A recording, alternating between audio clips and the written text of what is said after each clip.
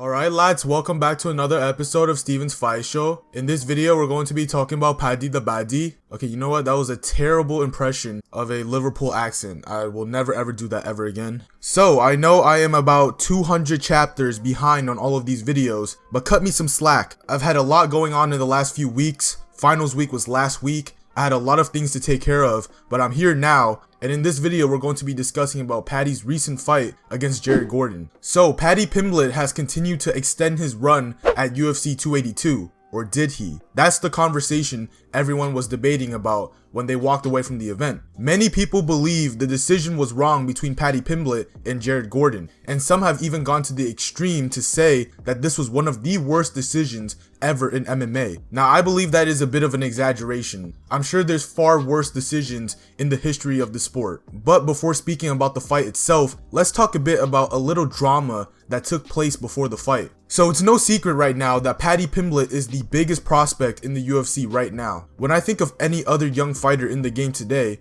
I don't see anybody with the same level of attention and star power that Paddy Pimblett has generated. I mean, his closest competition is what? Sugar Sean O'Malley, Khamzat Chimaev, or maybe the 18-year-old Raul Rosas Jr. But then again, they don't have the same draw as Paddy. Paddy has done so well to put himself out there as a fighter. And he gets comparisons to Conor McGregor, which I don't believe people are basing that comparison on skill, but more of as a draw. Because I'll say it again, who in the UFC has this many eyeballs watching them with only 4 fights in the UFC? Not a lot, I'll tell you that. I mean, the dude has people in the crowds wearing blonde wigs during his fights. However, before Paddy's fight at UFC 282, he decided to pretty much have a warm-up fight against everybody's favorite MMA journalist, Ariel Helwani, and in which he got smoked. I mean, at this point, everybody already knows what happened. I don't think I need to explain what happened between Ariel Helwani and Paddy Pimblett. This was the beginning of Paddy's stock dropping because the result of his fight on UFC 282 was the icing on the cake. So if you weren't aware of what happened, Paddy Pimblett won a close fight against Jared Gordon. And fans around the world are furious because they felt like Jared Gordon should have been the winner of this fight. And to that, I agree. Also, the way Paddy handled his win certainly didn't please too many fans. In fact, it was the complete opposite. Paddy Pimblett is obviously a big up-and-coming superstar in the UFC, but through his first 3 fights prior to his last fight against Jared Gordon, no one really knew what his level was in the lightweight division. He's had 3 fights against fighters that were nowhere even near championship material and finished them. This time, he had a tough task in front of him, and although Jared Gordon is not a ranked fighter, he is good enough to test Paddy. And in my opinion, this fight showed a lot about Paddy, because in Paddy's head, he thought he was going to run through Jared Gordon, like how he did with his previous opponents. But he ended up having a tougher night than expected. Alright, so let's go over the fight and discuss what happened between both fighters. So in the first round of the fight, Paddy comes out aggressive, throwing jabs, left high kicks, right leg kicks, and looping hooks.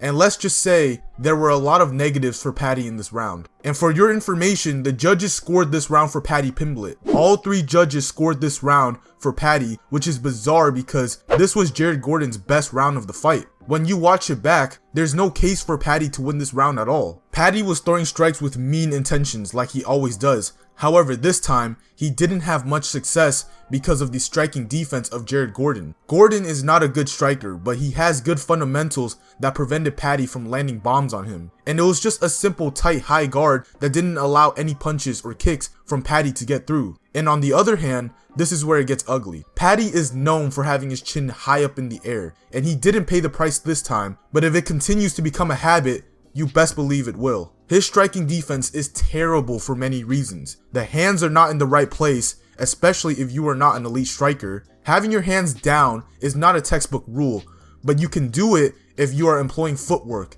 head movement, and constantly staying off the center line. But when you are not doing any of that, that's where problems start to occur. Paddy got hit with the same combination over and over and over again. He never read what was actually happening, and it happened every time he threw a jab. Jared Gordon would slip and throw a right hand to the body and a left hook over the top, and it was money the entire night. I legit can't even count how many times we saw Paddy's blonde hair move up and down when he got hit. It was honestly crazy to watch. He got hit with the same combo the entire fight, and he never adjusted. His chin is up in the air, and he likes to pull his head out of range with his chin high as well. These are amateur mistakes that anybody in the top 15 or even Ilir Topuria would take full advantage of. And this is a side note, if Paddy and Topuria were to fight right now, I mean, I don't even need to mention what would happen. Y'all know what would happen, especially after their last performances. Like, the mistakes he was making was so bad because he kept making them over and over again. I'm literally convinced that Jake Paul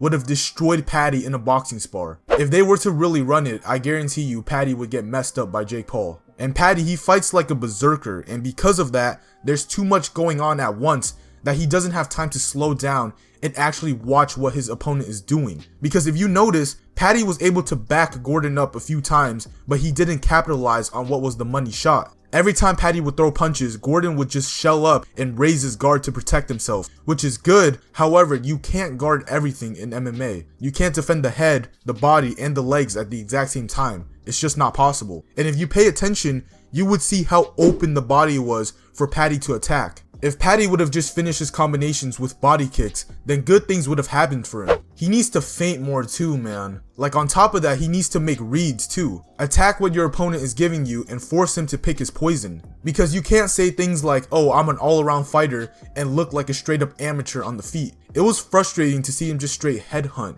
He needs to be more calculated. The leg kicks were the only positive about Paddy in the first round. He didn't land too many clean hits, and he tried to shoot for a takedown late in the round, but he didn't get it and ended up being on his back. So I don't understand how Paddy thinks he won this round at all. So now heading into round 2, it was a bit of the same for Paddy as how it went in round 1. He did land a bit cleaner with the hands in this round, and he landed a left high kick as well, which was nice. But this is where I think Paddy got somewhat exposed, and I'll explain why. So Paddy's offense, because he throws so many wild strikes, it makes him predictable. You can see everything he wants to throw. There's no setup for any of his strikes whatsoever. There's not enough variety as well. Or sometimes he'll throw a couple switch kicks where they're not setting anything up that he wants to throw. So all of this allows Jared Gordon to just continue to operate with the high guard and pressure Paddy into the cage where he doesn't look comfortable. Paddy was getting controlled up against the fence and had trouble getting Jared Gordon off of him. Gordon also continues to land the same punch that's been working for him the entire fight,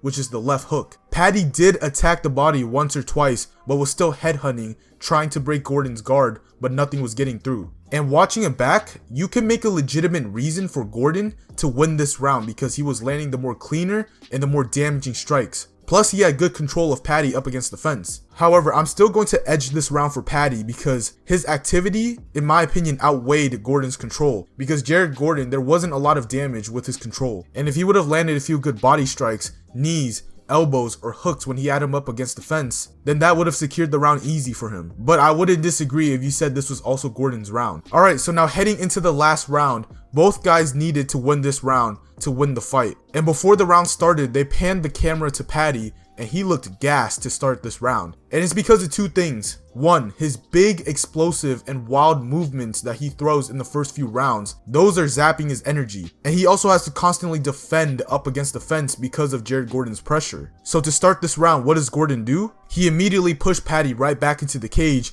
and controlled him again. However, this is where things get chippy. Even though Gordon had Paddy up against the cage, there wasn't a lot of damage, and this is where the judges probably scored the round for Paddy. And I will say, I don't think Paddy Pimblett won the fight, but I can somewhat understand why the judges scored it the way they scored it. Again, good control by Gordon, but Herb Dean was clapping his hands a few times, saying, "Let's work," implying that he wants more action. And Paddy, on the other hand, was landing a few good knees to the face and to the body, whereas Gordon, it looked like he wasn't even focused on throwing at all. And towards the end of the round, Paddy tries to hit a throw, but he ends up on his back. Gordon and Paddy scramble back to their feet. Paddy takes the back and the fight's over. A tough fight to score, but I think if you have to pick a winner for this fight, it has to be Jared Gordon. And it sucks that there wasn't a whole lot of damage for the control time that he had, but this is where the problem lies. It's not exactly the judges, it's more of the scoring criteria. Because if we're really being honest, what is damage? Because from my understanding,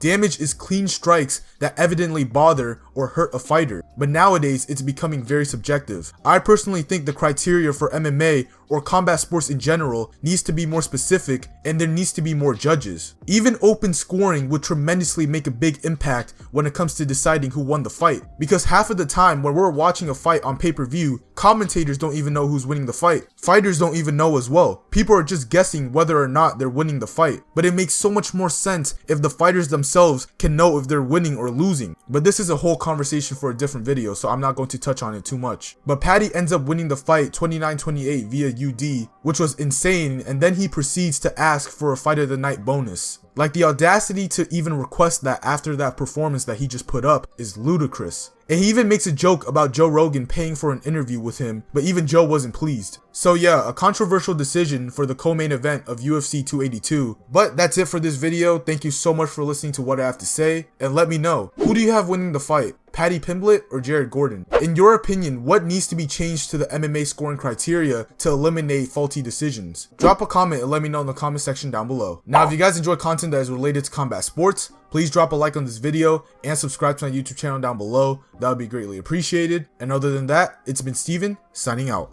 Peace.